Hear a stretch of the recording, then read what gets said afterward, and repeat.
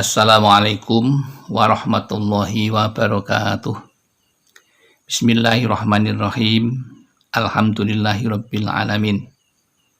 Hadana lihada wa ma kunna linahtadiya laula an hadanallah. Allahumma shalli ala sayyidina Muhammad wa ala ali sayyidina Muhammad. Amma ba'd. Jamaah Al-Fatih Channel yang dirahmati oleh Allah. Pertama, mari kita bersama untuk selalu bersyukur kepada Allah Subhanahu wa Ta'ala yang selalu memberikan rahmat dan nikmatnya kepada kita. Salah satu nikmat yang kita terima yaitu saat ini kita bertemu dalam keadaan sehat walafiat. Oleh karena itu, mari kita syukuri dengan mengucapkan kalimat tahmid, alhamdulillahirabbil alamin.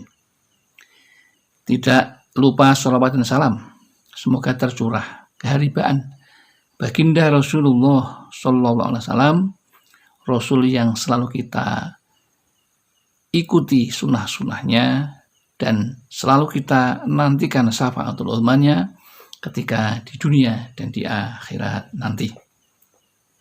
Selanjutnya ingin kami berbagi kepada saudara-saudaraku tentang ilmu yang kali ini dengan judul dahsyatnya doa Nabi Yunus jika diriyadhohi seperti ini, semua hajatmu diijabah Allah.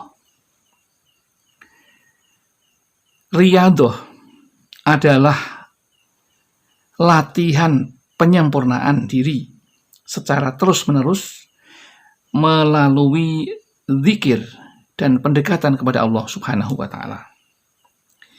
Riyadhah adalah jurus sederhana untuk menuju keridhaan Allah Subhanahu wa Ta'ala.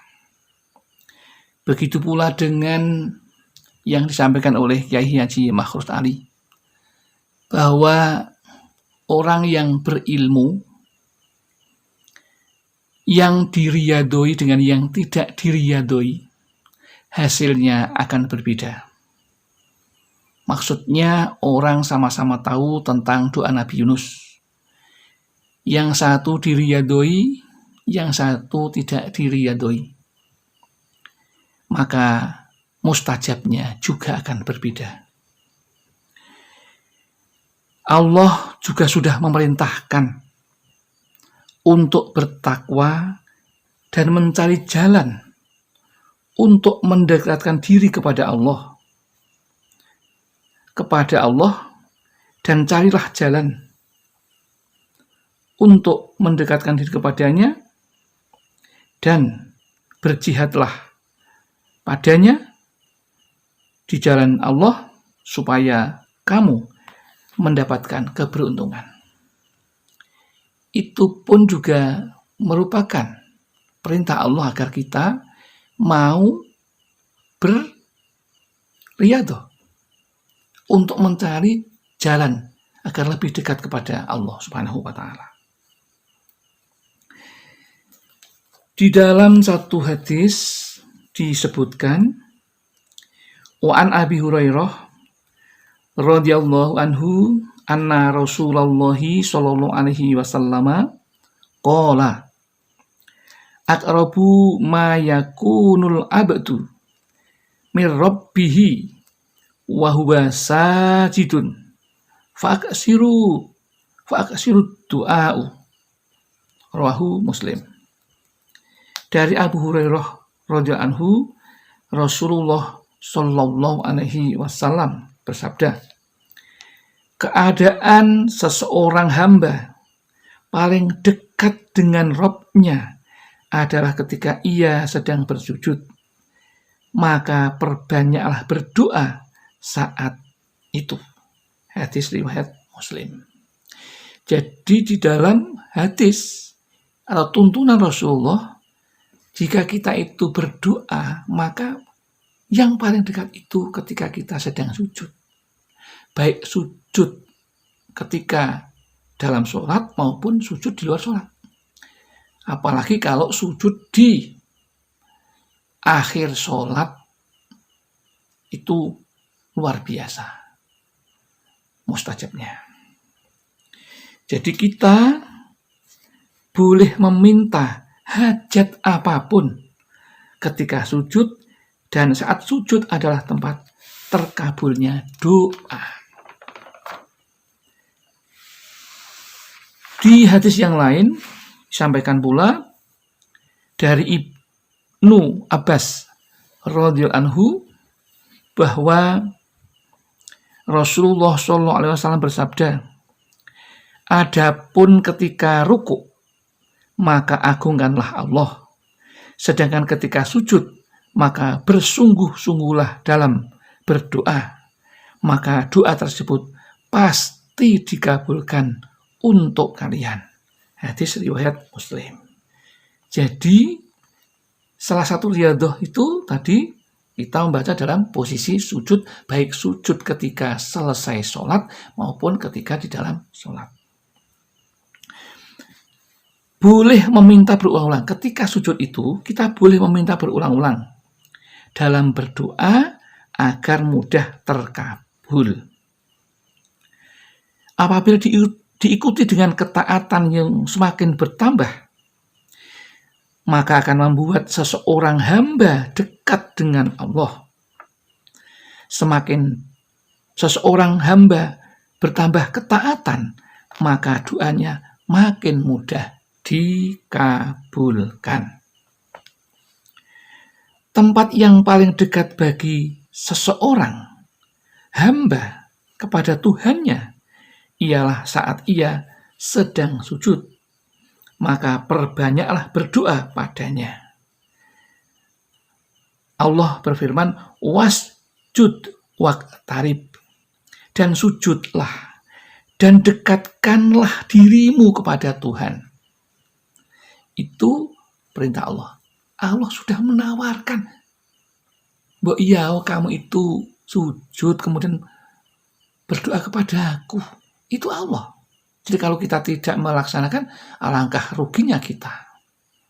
Allah sudah menawarkan begitu baiknya kepada kita, sementara kita tidak tahu kalau kita tidak belajar kepada orang lain.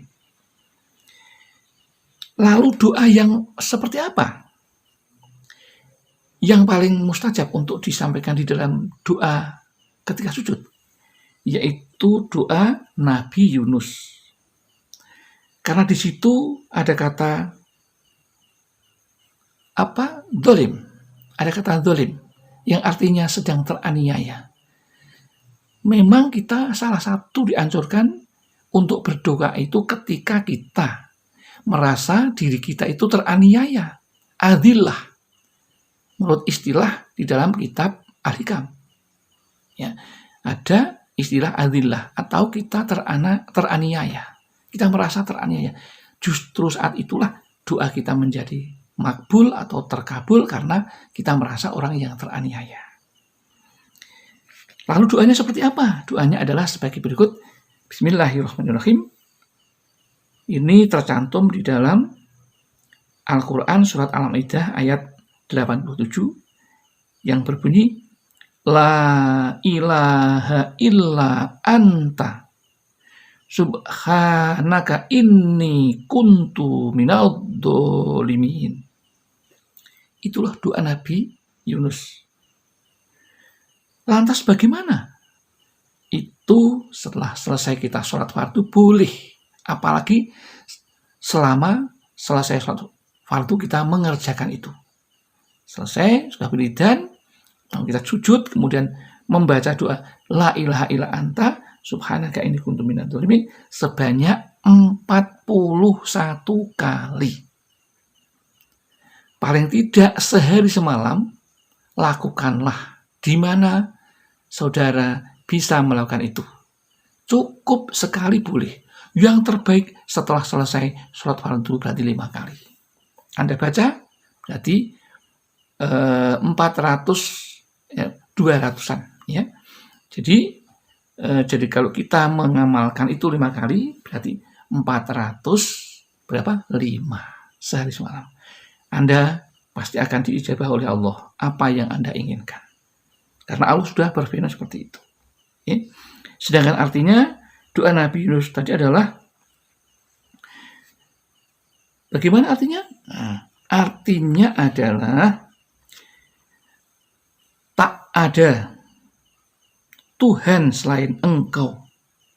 Sesungguhnya aku adalah termasuk orang-orang yang zalim.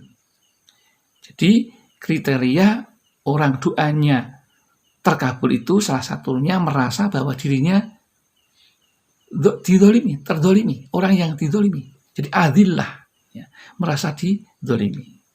Maka doanya akan segera dikabulkan oleh Allah Subhanahu wa Ta'ala. Karena doa yang tidak akan tertolak itu adalah orang yang teraniaya, salah satu di antaranya.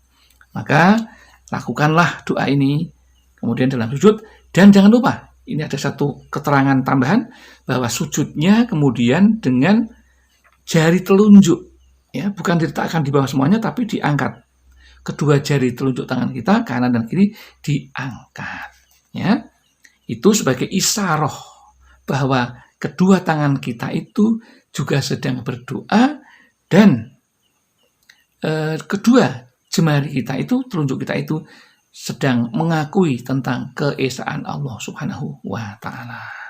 Ini doa kami terima dari Simbah Kiai Mahfud, ya, seorang pejuang Hizbullah yang saat itu pernah diberondong oleh tentara Belanda di Jambu ketika peristiwa Palagan Ambarawa, dan semua penumpangnya, mobilnya itu terjun ke jurang dan meninggal semuanya, kecuali hanya satu orang yang bernama Mbah Kiai Mahfud tersebut.